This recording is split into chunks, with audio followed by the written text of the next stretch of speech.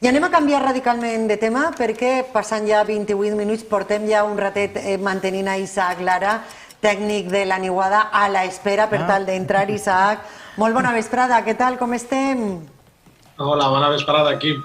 Què Bueno, tal? avui vens a parlar-nos d'un taller que s'està desenvolupant relacionat amb la igualtat i que aneu a presentar una iniciativa, Pràctiques feministes per a emprendre amb impacte positiu. Que bonico és el titular o el títol d'este taller. Sí, senyor, sobretot impacte positiu. Conta'mos. Sí, això realment és lo important, però antes d'esto us volia comentar, Loles, perquè crec que us agradarà. Recordeu a Ferran, que va ser un dels primers xics que vam entrevistar al tema de l'agricultura? Doncs bé, Ferran i el seu equip de Mala Herba han guanyat un premi a l'Ajuntament de Castelló, que és un concurs que es diu Reset Weekend.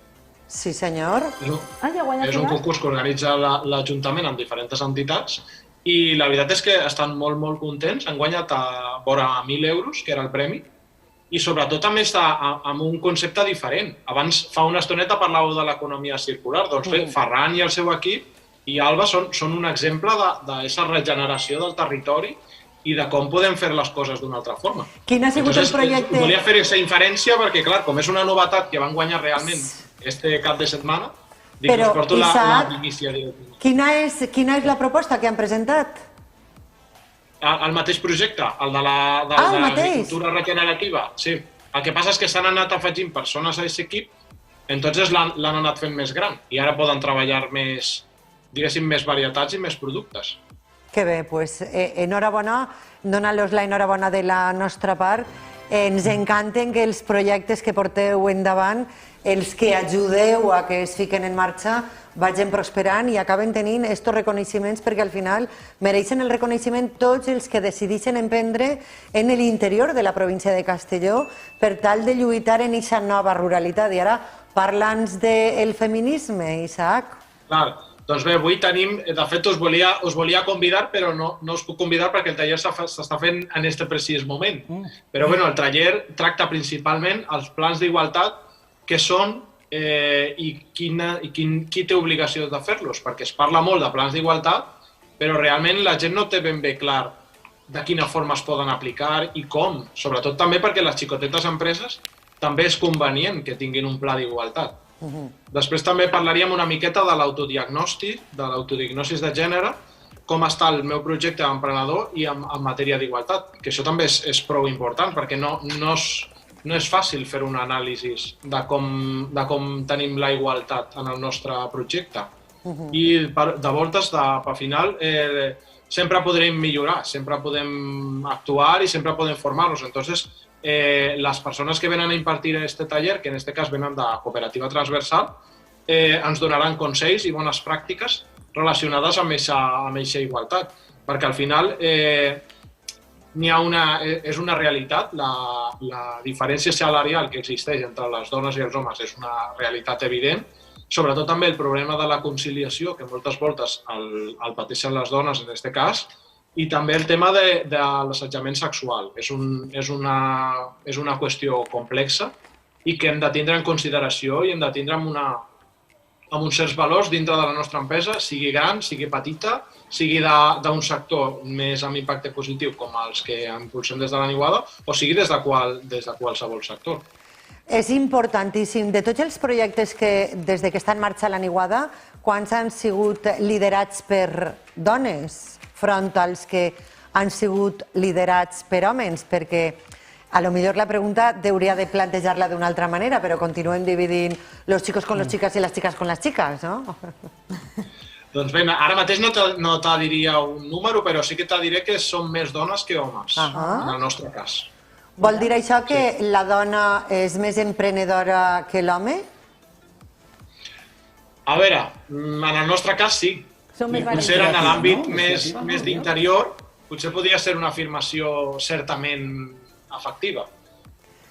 Bueno, pues la veritat és que me pareix ideal i entre altres coses és que la nova ruralitat també compartir-la en aquest món més feminista, més positiu, que tingui un llenguatge més positiu i que les emprenedores siguin dones, és una data molt important, no? Per veure que la dona pren la decisió d'eixir al món rural i dir, així vaig abanderar jo l'abans de l'interior. I la veritat és que m'encanta que siga matriarcal la idea, o no? De fet, també tenim un projecte que és d'una dona, que és Rosa Martínez, que té un projecte es diu Integra Azafatas, que el que vol és, mitjançant persones amb diversitat funcional, fer aquesta tasca que aparentment estaria molt cosificada, que seria el tema de les azafates d'eventos. Ella vol utilitzar i vol, diguéssim, donar-li en valor i posar a treballar a persones amb diversitat funcional per aquestes mateixes gales o aconteixements que fan falta a persones que facin recepcions o que facin diferents activitats. Però lo interessant de tot això... En aquest cas també seria un projecte liderat per dones i que en aquest cas té prou d'èxit també.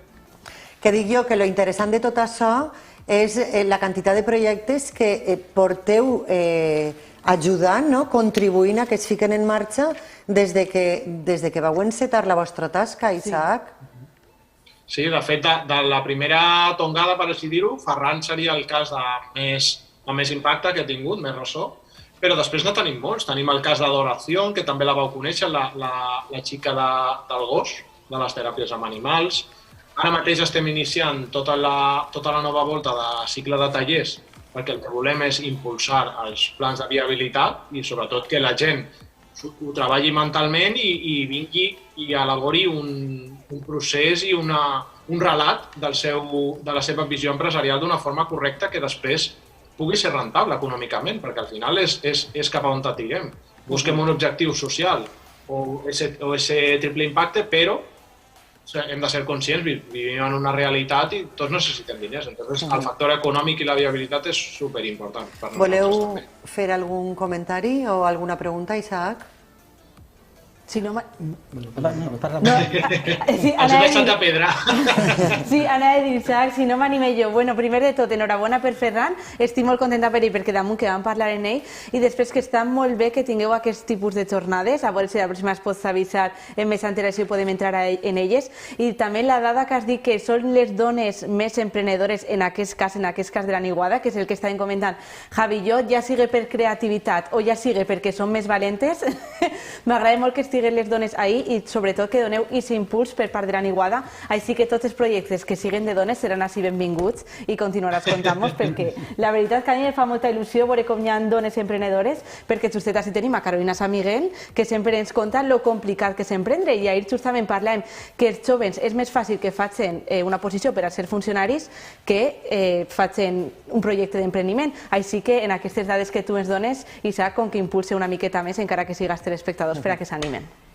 També et volia comentar una coseta i és que este fin de setmana precisament es celebra així a Benlloc la nova ruralitat. No sé si la coneixeu o no, però són unes jornades que venen organitzades per l'Ajuntament de Benlloc, la Diputació de Castelló i la UCI i que giren al voltant dels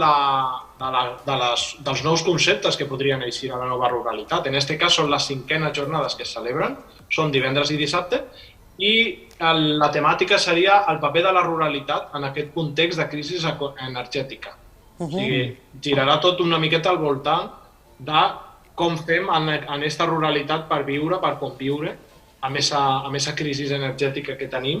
I és una miqueta, són unes jornades prou participatives i de debat, perquè al final el que busquem és aquesta nova ruralitat, aquest canvi. Què necessita la gent per traslladar-se a aquesta ruralitat? Què necessita la gent, què necessiten els pobles per a que hi hagi una necessitat i una oferta? Mentre no es solucionen els problemes de vivenda, que està molt complicat, de connexió a internet, que n'hi ha zones encara molt fosques dins de la província per a que es puguen desplaçar.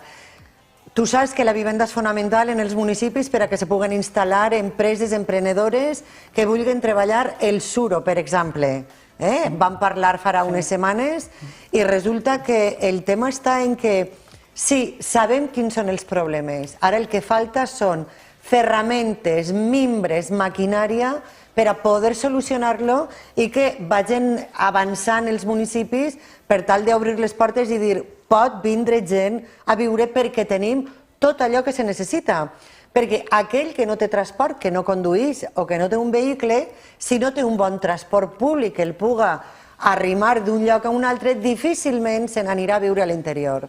Entonces, si resulta que el transport públic que tenen molts municipis passa un dilluns i torna un divendres, tu me diràs, no pots ni anar ni pujar. Ojo, que perds tot un dia sencer per anar a la capital o a qualsevol ciutat capital de comarca, O sigui, que n'hi ha moltes coses encara que fer, però anem avançant poquet a poquet. Nosaltres estem a Benlloc, està l'aeroport a Benlloc, i connectivitat amb freqüència de transport públic no n'hi ha. I està directament l'aeroport. O sigui que no és una infraestructura... O sigui que pots anar-te'n a Londres... No, però pots anar-te'n a Londres en, per exemple, 2 hores i, sin embargo, arribar a València te'n costaria 4. O sigui, això seria 4 o 5 o 6 en transport públic. Això seria la idea. En fi, Isaac, com sempre, un plaer tindre't i escoltar els vostres projectes, de quina manera ajudeu a emprendre a aquesta societat civil que pren la decisió de repoblar l'interior d'esta província. Gràcies, ens veiem d'ací 2 setmanes. Adéu.